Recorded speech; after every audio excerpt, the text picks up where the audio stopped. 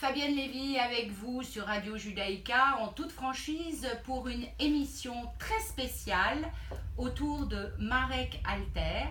Et comme elle est très spéciale cette émission, eh bien je suis accompagnée de Patricia Drey, notre journaliste littéraire. Bonjour Patricia. Bonjour Fabienne, bonjour à tous. Bonjour Marek. Bonjour. Vous allez bien ce matin? Pour l'instant, oui.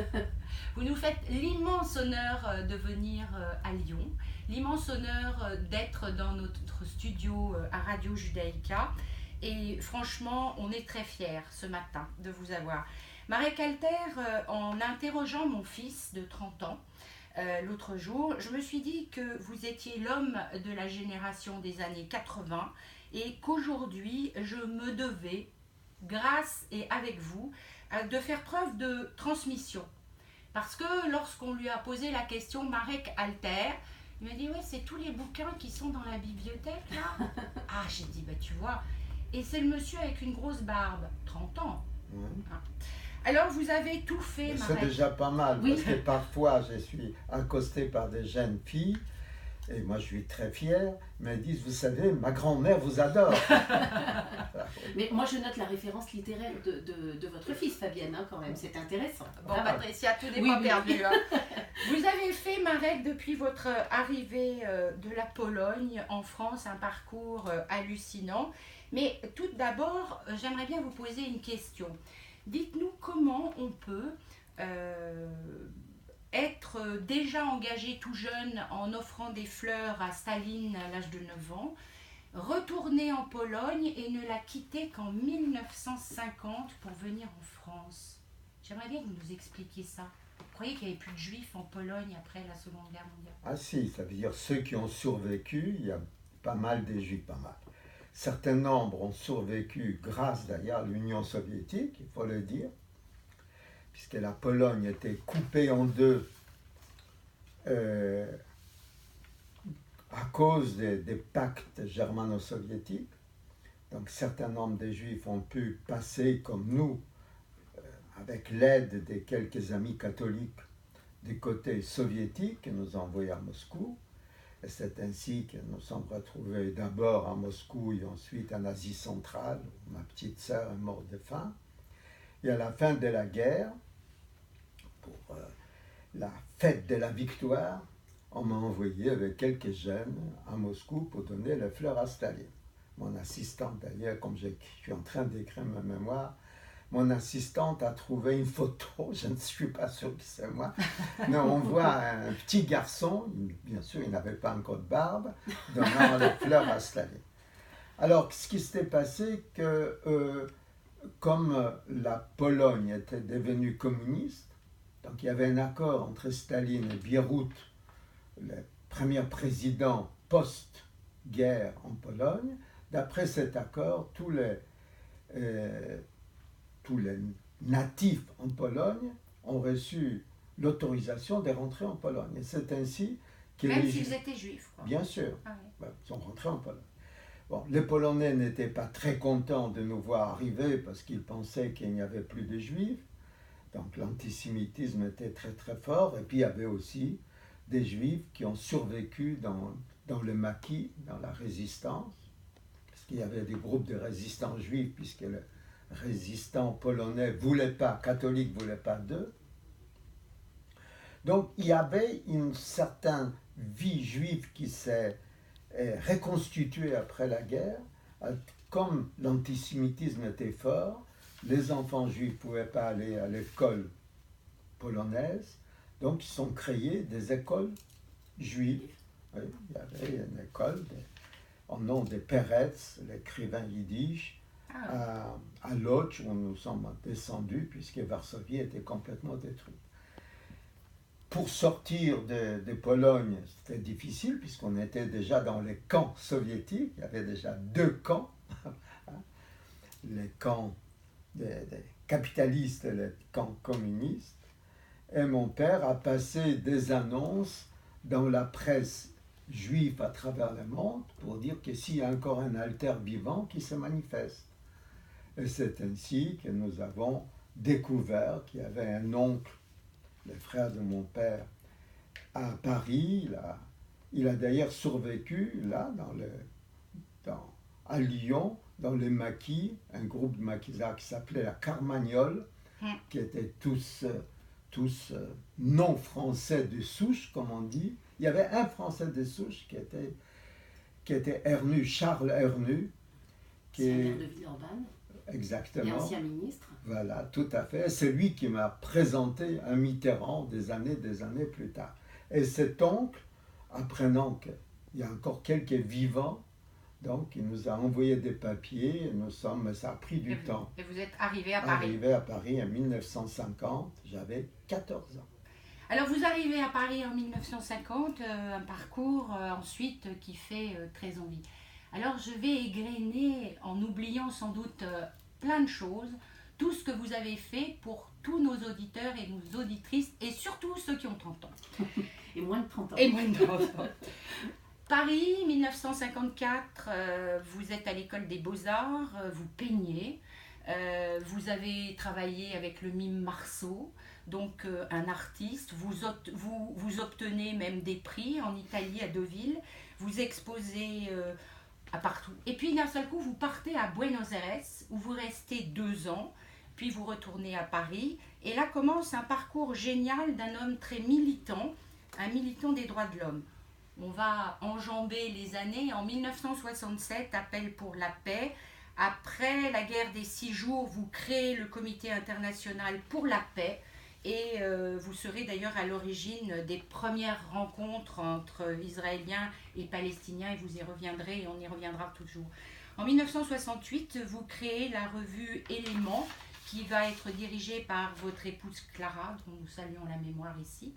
En 1972, le Comité pour la libération des Juifs du RSS. En 1976, l'appel pour le boycott de la Coupe du Monde de Buenos Aires.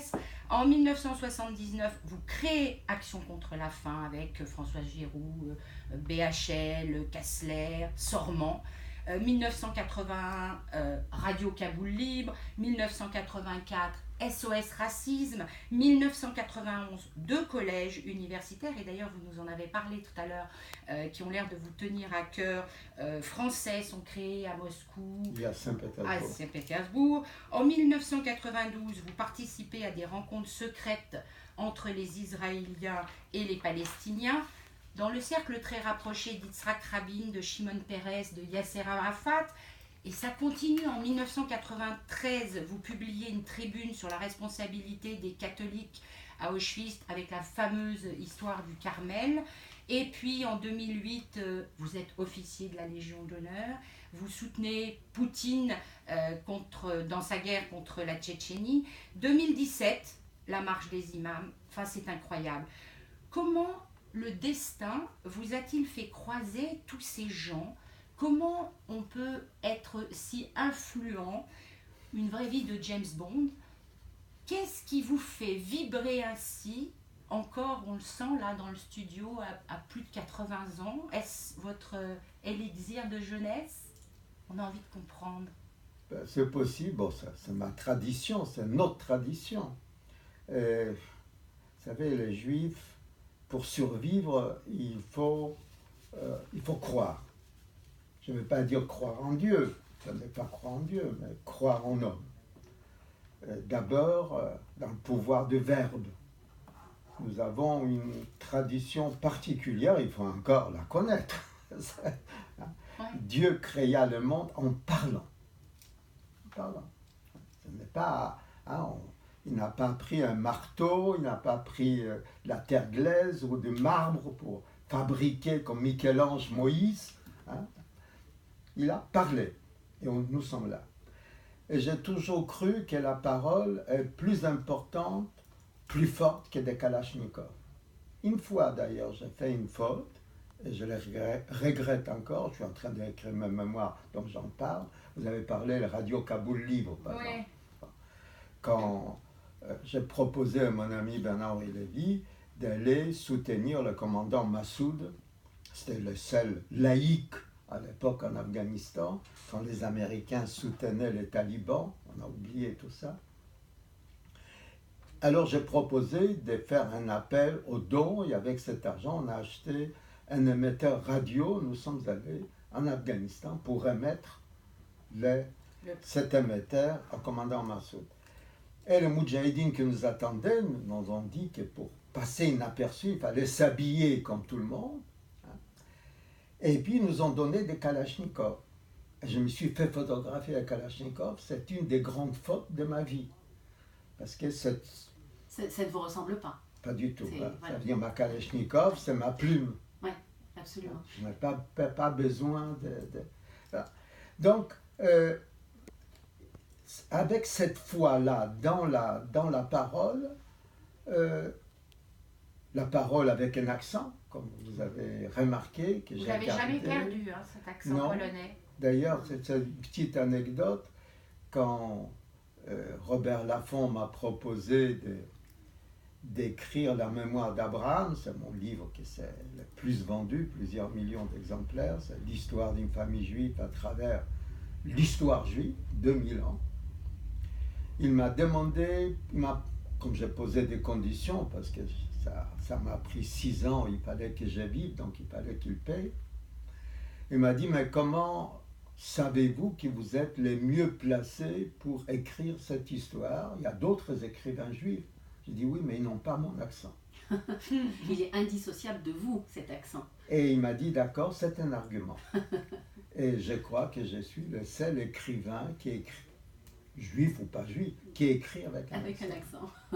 Fabienne, Marie-Calter, Fabienne a retracé les grandes lignes de votre parcours de militant infatigable de la paix et de la réconciliation entre essentiellement les 3 grandes religions monothéistes, mais évidemment, votre nom est associé à une bibliographie très importante de la mémoire d'Abraham que vous venez de citer, évidemment, qui vous a fait connaître dans le monde entier, au vent des Khazars, en passant par les séries consacrées aux femmes. Mais c'est vrai que le tout dernier livre paru était consacré à Ève. Vous êtes venu le présenter d'ailleurs tout récemment à la grande synagogue Tilsit. C'est le tout dernier volet publié. Après Marie, mère de Jésus, Sarah, femme d'Abraham, Khadija, première épouse du prophète Mahomet, la première femme, mère de l'humanité. Pourquoi avoir écrit ce livre maintenant précisément? Enfin maintenant, il y a 1 an ou 2 ans je crois, en 2016. Vous savez, je crois que... Une petite anecdote. Cet oncle qui nous a fait venir France, David, m'a raconté qu'il était aussi syndicaliste, il dirigeait les syndicats des maroquiniers juifs. Il a organisé avant la guerre un meeting à la mutualité, et puis à un moment donné, la rumeur a circulé parmi les participants que les ligues de droite sont en train de se préparer à attaquer ce congrès. Alors mon oncle, les gens étaient un peu affolés, mon oncle s'était mis devant la porte, il a dit, camarades, ne partez pas, hein, ne partez pas, sinon vous passerez sur mon corps. Et les camarades sont passés sur son corps, et il s'est retrouvé à l'hôpital. Donc je pars d'un principe simple, il faut rêver, mais les rêves qui ne s'appuient pas sur la réalité, c'est comme disait Sholem Aleichem, les beignets en rêve ne sont pas des beignets mais un rêve. Donc, si on veut avoir des beignets, il faut voir la réalité. Nous vivons dans un monde, vous avez tous remarqué, ceux qui nous écoutent certainement, où les grandes idéologies, les idéologies de nos parents, grands-parents, etc., les idéologies universelles n'existent plus. N'existent plus. Les partis classiques n'existent plus. Quand je suis arrivé en France, les partis communistes pouvaient encore mobiliser 1 million de personnes dans les rues. Aujourd'hui, 300, maximum. Comme l'homme ne peut pas vivre sans espoir, alors il retourne à quoi? À Dieu. C'est simple. Avec Rostropovitch, nous étions devant le mur de Berlin qui était en train de s'écrouler. Lui est en train de jouer du Bach. Photo mémorable. Photo mémorable. Et à un moment donné, j'aperçois sur ce mur qui s'écroulait un tag. C'était écrit en allemand, hein, Nietzsche est mort, et c'était signé Dieu. Pour ceux qui ne savent pas, Nietzsche, le philosophe allemand, a écrit Dieu est mort. Or, c'est lui qui est mort, pas Dieu. Dieu est toujours là. Dans ce cas, donc, il faut prendre Dieu de notre côté. Et on peut le faire, puisqu'il y a 3 livre, dites révélé,